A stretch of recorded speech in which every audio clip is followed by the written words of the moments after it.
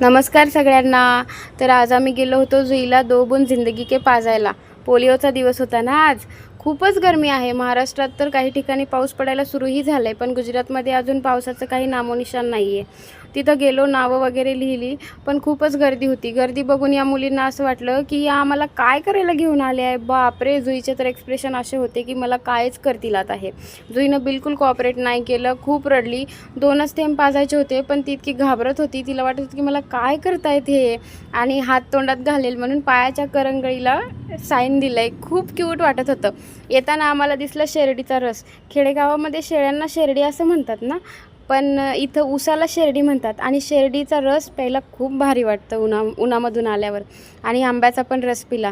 जुई एवढी क्यूट दिसत होती. हा मी तिला मिशोवरून ड्रेस मागवला आहे. खूप भारी वाटत होता आणि इतकं क्यूट दिसत होती ना, म्हणून काही फोटोशूट पण केलं. पप्पाला आज सुट्टी, पप्पा घरी होते म्हणून पप्पासोबत मजा मस्ती पण केली. मला खूप छान वाटतं या दोघांना खेळताना बघून. आणि घरी आलो, झोपी गेली जुई आणि दोघं मस्त झोपले होते. मला खूप भारी वाटत होतं. पेजवर नवीन असाल तर लाईक करा, शेअर करा आणि सबस्क्राईब करा. थँक्यू.